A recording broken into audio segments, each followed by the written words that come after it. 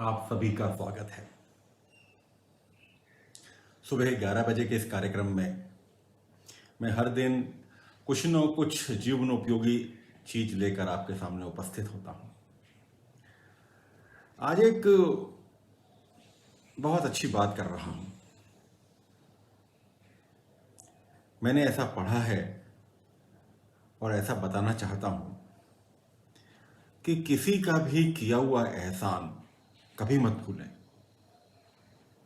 पर किसी पर किया हुआ एहसान कभी याद मत रखें। ये 100 कौड़ी की बात है। किसी किसी का किया हुआ एहसान कभी मत भूलें और किसी पर किया हुआ एहसान कभी मत याद रखें। ये बहुत बड़ी दार्शनिक चीज है।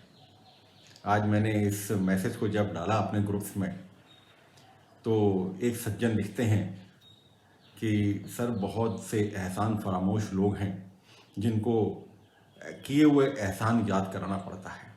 ठीक है, हम सब मनुष्य हैं और हम में भी दुख, चिंता, अवसाद, घृणा, जेलस, ये सब चीजें हैं।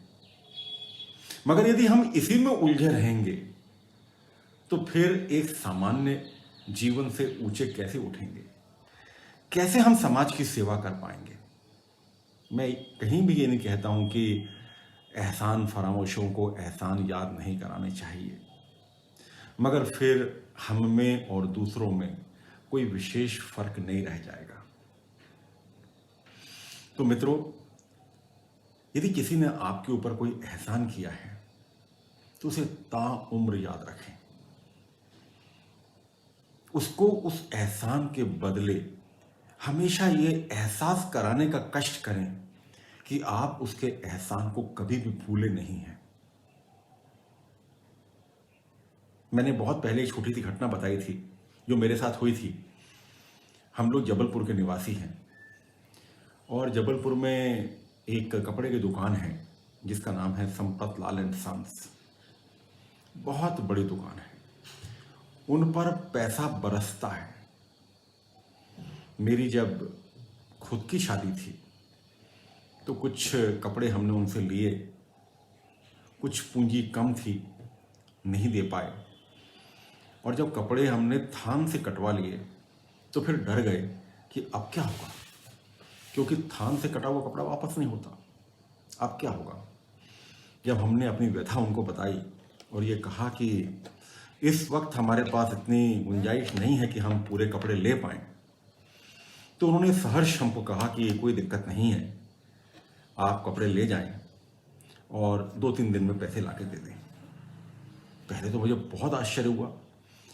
इतना बड़ा व्यक्ति जिसको कि किसी भी तरह से कोई पैसे की दरकरार नहीं कि वो क्यों उधार दे, पर उसने हमारी व्यथा को समझा। फिर मैंने उनसे कहा कि मेरे पास 2-3 दिन में इंतजाम नहीं होगा, मुझे कम से कम 1 माह लगेगा। साफ बात करना मुझे पसंद है। मैंने कहा मुझे 1 माह लगेगा मुझे आपको पैसा देने में। उन्होंने कहा ठीक है, आप चेक दे दीजिए और सब कपड़े ले जाइए, जो भी कपड़े आपको चाहिए आप ले जाइए, आप अपना कार्य कर लीजिए और उसके बाद में मुझे आप पैसे दे दीजिएगा। मित्रों, वो ऐसी विकट स्थिति थी जब घर में शादी थी और एक एक पैसा हमारे लिए बहुत कीमती था। मैंने उनको चेक दे दिया, घर में शादी हो गई, सब कुछ हो गया। चेक का जब टाइम आया उसको पास करवाने का, मैंने चेक पास करवा दिया, चेक पास हो गया। मगर उनके द्वारा किया हुआ ये छोटा सा एहसान मेरे जीवन में ऐसा बैठा कि मैंने उनसे कहा कि अब मेरे सर पे जो पगड़ी बंधेगी ना, वो आपके दुकान की ताउम्र बंधेगी। ये पगड़ी भी उसी की दुकान की है, उन्हीं की दुकान की है। ठीक है, अब जो कुछ नए नए कलर्स आ गए हैं और कभी लेने पड़ते हैं इंदौर में, तो हम इंदौर से भी लेते हैं, मगर अधिकतर 75 से 80% मामलों में ये पगड़ी हमेशा मेरे सर पर उनके द्वारा सुशोभित रहती है। और इस चीज का जिक्र मैं उनके साथ बार बार करता हूं जब भी जाता हूँ उनको बताने की कोशिश करता हूँ कि आपके द्वारा किया हुआ ये छोटा सा कार्य मेरे जीवन में बहुत बड़ा कार्य बन गया। तो मित्रों, जब कोई आप पे एहसान करे तो सिर्फ उसको अपने मन में रखना और मन ही मन पूजा करते रहना, उससे आपको उतना फल नहीं मिलेगा जितना आपको उसको बताना पड़ेगा कि आपके एहसानों से आज मैं अभिभूत हूं। पर इसका उल्टा, यदि आपने किसी पे एहसान किया है तो उसे जितनी जल्दी हो उतना भूल जाए, क्योंकि वो एहसान नहीं तो आपके मन के अंदर अहंकार को जन्म देगा, आपके मन के अंदर सबल व्यक्ति को जन्म देगा। आपको लगेगा कि मैं कुछ कर सकता हूं, मैं कुछ कर सकता हूं, इसको दूसरे परिप्रेक्ष्य में सोचने में बहुत अच्छा है, मगर मैं किसी के मजबूरी का फायदा उठाकर या किसी की मजबूरी को ढाल बनाकर कुछ करके नाम कमाना चाहता हूं, तो ये बुरी चीज है। तो यदि आपने किसी पर कोई एहसान किया है तो उसे जितनी जल्दी हो उतनी जल्दी भूल जाएं, नहीं तो आपके अंदर अहंकार जन्म लेगा, आपके अंदर अहम जन्म लेगा, और आपके अंदर जब इन दो चीज़ों का समावेश हो जाएगा, या जब आपके अंदर जब ये दो चीज़ें पनप जाएंगी, तो आप नहीं रह जाएंगे, एक छद्म व्यक्ति बन जाएंगे। तो इसीलिए किसी ने बहुत अच्छा कहा है कि किसी के किए हुए एहसानों को कभी मत भूलो, पर यदि किसी पर आपने एहसान किया है तो उसे जितनी जल्दी हो सके भूल जाओ। सोनू गांधी जी मुझे देख रहे हैं, दीपक श्रीवास्तव जी मुझे देख रहे हैं। आप लोग अपने व्यक्तित्व के प्रति बहुत जागरूक हैं। बात छोटी सी होती है, दूर तक जाती है। न जाने कौन सी बात आप लोग किसी दिन आपके हृदय में जम जाए और आप अपने आप को कहां से कहां ले जाएं। बोलने वाले बहुत हैं, पूरा गूगल भरा पड़ा है, पूरा सोशल मीडिया भरा पड़ा है, पर जो अपने आप पे आजमा कर बोले, कीमत उसकी है। मैंने जो आपको उदाहरण बताया, मैं इसका आज भी अक्षरशः पालन कर रहा हूं। संपत लाल एंड सन्स के जो मालिक हैं, अब जो उनकी दूसरी पीढ़ी आ गई है, वे मेरे सामने नतमस्तक हो जाते हैं। वे कहते हैं, सर हमने कोई बहुत बड़ा काम नहीं किया था, आप उसको इतना मानते हैं, इतना हमारा सम्मान करते हैं, सैकड़ों लोगों के सामने बोलते हैं। क्योंकि मैं जब भी ये बात करता हूं उनकी दुकान पर जाकर, जहां पर मेला लगा रहता है, ईश्वर की उन पर बहुत कृपा है, वहां पर मेला लगा रहता है, तो मैं सबको बुलाता हूं और सबको बुलाकर ये कहता हूं कि मैं आपके सामने कोई बात करना चाह रहा हूं, आप सब लोग इकट्ठे हो जाओ। तो वो गदगद हो जाते हैं, मेरे पाँव पे गिरने लग जाते हैं कि सर आप क्यों इतनी बड़ी बात को, इतनी जरा सी बात को इतना बड़ा कर रहे हैं। मैं उनको हमेशा कहता हूं कि एहसान कभी भुलाए नहीं जाते। आपके लिए वो छोटी सी बात थी, मगर मेरे लिए बहुत बड़ी बात थी। प्यासे को जब कुएं से आधा गिलास पानी मिल जाता है ना, और उसकी प्यास बुझ जाती है, तो कुआं अपने आप को बहुत धन्य मानता है, और बहुत धन्य मानता है वो, और अपने आप को आगे कर देता है कि और मुझसे पानी ले लो। तो इस कुएं से हमें सीखना है, हमें अपने एहसान बताने नहीं है, हमें लोगों के लिए अच्छा कार्य करके उनको सोचने में मजबूर करना है कि सच में ये कार्य किया जाना चाहिए इंसान के लिए। तो बहुत बहुत धन्यवाद आज इसके लिए। इस बात को याद रखें और कोशिश करें अपने जीवन में उतारने की।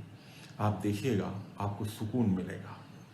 सुकून सिर्फ अच्छे पैसे कमाने से, बड़ा बंगला बनाने से, बड़ी गाड़ी खरीदने से नहीं मिलेगा।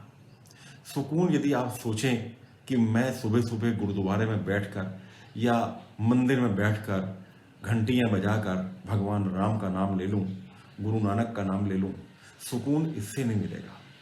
सुकून तो तब मिलेगा जब हम इनके द्वारा बताए हुए रास्तों पर चलेंगे। गुरु नानक ने बहुत बहुत उम्दा रास्ते बनाए, बहुत उम्दा हमको चीज़ें बताई। जब हम इनको पढ़ेंगे तो हमें सुकून मिलेगा।